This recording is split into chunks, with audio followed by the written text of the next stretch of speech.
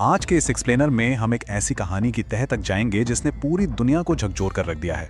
देखिए, हम सभी कभी ना कभी फार्मेसी जाते हैं, दवा खरीदते हैं और बिना सोचे उस पर पूरा भरोसा कर लेते हैं, राइट? लेकिन क्या हो अगर मुनाफे की लालच और सिस्टम की बड़ी खामियों के चलते वही जीवन रक्षक दवा एक साइलेंट किलर बन जाए। आज हम कोल्ड रिफ कफ सिरप त्रासदी की इन्वेस्टिगेशन करेंगे और समझेंगे कि इस पूरी घटना के पीछे नियामक तंत्र की कौन सी विफलताएं जिम्मेदार थी। इस कहानी की शुरुआत होती है मध्य प्रदेश के ग्रामीण इलाकों से। अब इन जगहों पर अक्सर बड़े अस्पतालों या महंगी स्वास्थ्य सुविधाओं की भारी कमी होती है। तो ऐसे में होता क्या है, जब किसी बच्चे को सामान्य सर्दी खांसी होती है तो परिवार वाले अपने नजदीकी मेडिकल स्टोर से एक आम सा दिखने वाला over the counter cough syrup ले आते हैं। ऐसा ही एक सिरप था कोल्ड रिफ। उन बेबस माता पिता ने बस इसी उम्मीद में अपने बीमार बच्चों को ये सिरप पिलाया कि बच्चा जल्दी ठीक हो जाएगा। ये एक ऐसा सीन है जो हर घर में बहुत आम है। लेकिन नतीजा क्या निकला?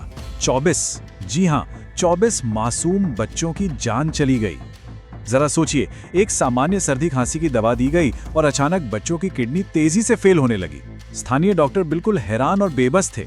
जब तक स्वास्थ्य अधिकारियों को समझ में आता कि आखिर हो क्या रहा है, तब तक बहुत देर हो चुकी थी। इस खौफनाक घटना ने तुरंत एक बड़े फोरेंसिक इन्वेस्टिगेशन को जन्म दिया। सवाल एक ही था, इस आम और सुरक्षित सी दिखने वाली बोतल के अंदर आखिर ऐसा क्या था जो इतनी तेजी से मासूम जिंदगियां निगल रहा था। तो चलिए इस इन्वेस्टिगेशन के पहले हिस्से की तरफ बढ़ते हैं और देखते हैं the poison in the bottle, यानी उस घातक रसायन की खोज। जांच का पहला कदम ये पता लगाना था कि बच्चों के शरीर में असल में गया क्या है। और फोरेंसिक लैब की रिपोर्ट में जो सामने आया वो कोई दवा नहीं थी, वो था डाई एथिलीन ग्लाइकॉल, यानी DEG। मेडिकल टर्म्स को अगर आसान भाषा में समझें तो ये एक बेहद जहरीला इंडस्ट्रियल केमिकल है जिसे कारों के एंटीफ्रीज और पेंट्स में इस्तेमाल किया जाता है। जब ये रसायन शरीर में जाता है तो ये डाइग्लाइकोलिक एसिड में बदल जाता है और चुपचाप एक छोटे बच्चे की किडनी को पूरी तरह शट डाउन कर देता है। ये लिटरली अंदर से अंगों को काम करने से रोक देता है। अब जरा इस स्लाइड पर ध्यान दीजिए। मिलावट का स्केल सच में रोंगटे खड़े कर देने वाला है।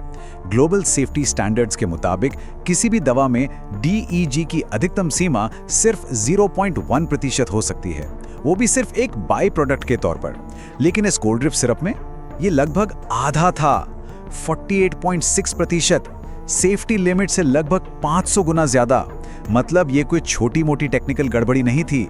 दवा की बोतल के आधे हिस्से में जानबूझकर इंडस्ट्रियल जहर भरा गया था। तो आखिर कोई ऐसा क्यों करेगा? मोटिव बहुत साफ और क्रूर था, ड्रास्टिक कॉस्ट कटिंग। एक सुरक्षित कफ सिरप बनाने के लिए फार्मा ग्रेड ग्लिसरीन या प्रोपिलीन ग्लाइकॉल का इस्तेमाल करना होता है, जो काफी महंगा होता है। वहीं दूसरी तरफ DEG जैसे इलीगल इंडस्ट्रियल सॉल्वेंट्स एकदम कौड़ियों के भाव मिलते हैं। तो दवा बनाने की लागत को कम करने के लिए महंगे और सुरक्षित ग्लिसरीन की जगह इस सस्ते जहर को मिला दिया गया। ह्यूमन सेफ्टी को ताक पर रखकर सिर्फ और सिर्फ प्रॉफिट कमाने का ये एक भयानक गणित था। आइए अब देखते हैं कि ये सब हो कहाँ रहा था। भाग 2, ए फैक्ट्री ऑफ निग्लेक्ट, श्रेयसन फार्मा के अंदर। फॉरेंसिक सुरागों का पीछा करते हुए इन्वेस्टिगेटर्स पहुंचे तमिलनाडु के कांचीपुरम ने, श्रेयसन फार्मास्यूटिकल्स के प्लांट पर। वहां का नजारा किसी डरावने सपने से कम नहीं था। अधिकारियों को 350 से ज्यादा सेफ्टी और क्वालिटी रूल्स का खुला उल्लंघन मिला। जरा कल्पना कीजिए, दवा बनाने वाली मशीनें पूरी तरह जंग खा चुकी हैं, प्रोडक्शन एरिया में हर तरफ गंदगी है और कीड़े घूम रहे हैं। बाहर से आने वाले रॉ केमिकल्स की टेस्टिंग के लिए वहां कोई लैब ही नहीं थी। और जब टीम वहां पहुंची, पूरा स्टाफ आनन फानन में सबको छोड़कर फरार हो चुका था। ये एक दो गलतियां नहीं थी, ये पूरा का पूरा सिस्टम ही सड़ चुका था। अब हम इस एक्सप्लेनर के तीसरे हिस्से पर आते हैं, इंडियाज ब्लाइंड रेगुलेटरी सिस्टम। आखिर निगरानी में इतनी बड़ी चूक कैसे हुई? इतने बड़े पैमाने पर गड़बड़ी करने वाली फैक्ट्री एक दशक से ज्यादा समय तक बिना रडार में आए कैसे चलती रही? इसका जवाब हमारे फ्रैगमेंटेड सिस्टम में ही छिपा है। हमारे यहाँ एक तरफ सेंट्रल रेगुलेटर है, CDSCO, जो नेशनल पॉलिसी और एक्सपोर्ट के नियम बनाता है, और दूसरी तरफ है स्टेट FDA, जो लोकल डोमेस्टिक लाइसेंस बांटते हैं और फैक्ट्रियों का इंस्पेक्शन करते हैं। अब होता क्या है कि इन दोनों के बीच कम्युनिकेशन का भारी गैप है, और इसी लैक ऑफ कम्युनिकेशन और ब्लाइंड स्पॉट्स का फायदा उठाकर श्रेयसन फार्मा जैसी कंपनियां अपना काम धड़ल्ले से करती रहती हैं। अगर हम टाइमलाइन पर नजर डालें तो एक बहुत ही स्पष्ट और डरावना पैटर्न दिखता है। 2022 में गाम्बिया और उज़्बेकिस्तान में ऐसी ही दुखद घटनाएं हुईं। इसके बाद 2023 में सेंट्रल रेगुलेटर्स ने एक्सपोर्ट होने वाली दवाओं की टेस्टिंग तो अनिवार्य कर दी, लेकिन डोमेस्टिक मार्केट को भूल गए। फिर अक्टूबर 2023 में स्रिसन ने खुद को सेंट्रल डेटाबेस सुगम पर रजिस्टर करने से साफ इग्नोर कर दिया। 3 अक्टूबर 2025 को स्टेट FDA ने एक अहम जॉइंट इंस्पेक्शन स्किप कर दिया और फिर मिड अक्टूबर 2025 में MP में बच्चों की मौत का सिलसिला शुरू हो गया। मतलब हर एक वार्निंग को सिस्टमैटिकली इग्नोर किया गया था। चलिए अब कहानी के सबसे बड़े पिक्चर को देखते हैं। Section 4 profits, politics and loop holes, कैसे सिस्टम से भरोसा उठ रहा है। अगर हम डेटा का निष्पक्ष होकर एनालिसिस करें तो एक बड़ा ही दिलचस्प कनेक्शन दिखता है। आज इंडियन फार्मा मार्केट जबरदस्त ग्रोथ कर रहा है, लेकिन साथ ही सेफ्टी वायोलेशंस भी तेजी से बढ़ रहे हैं। इस टेबल को देखिए।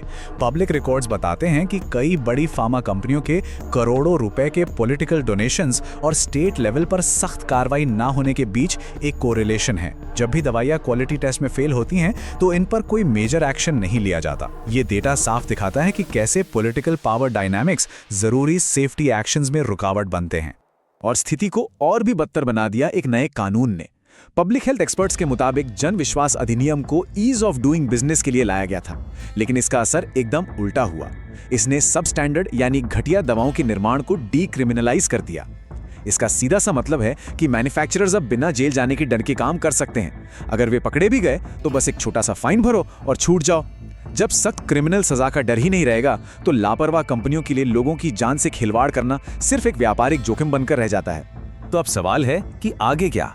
इस एक्सप्लेनर के आखिरी हिस्से में बात करते हैं रिस्टोरिंग द ब्रोकन ट्रस्ट। आखिर कौन से रिफॉर्म जरूरी हैं। एक पब्लिक हेल्थ एक्सपर्ट के नजरिए से देखें तो इस टूटे हुए सिस्टम को ठीक करने के लिए कुछ बहुत ही सटीक कदम उठाने होंगे। पहला, सुगम पोर्टल पर सेंट्रल रजिस्ट्रेशन पूरी तरह मैंडेटरी होना चाहिए ताकि कोई भी कंपनी रडार से बच न सके।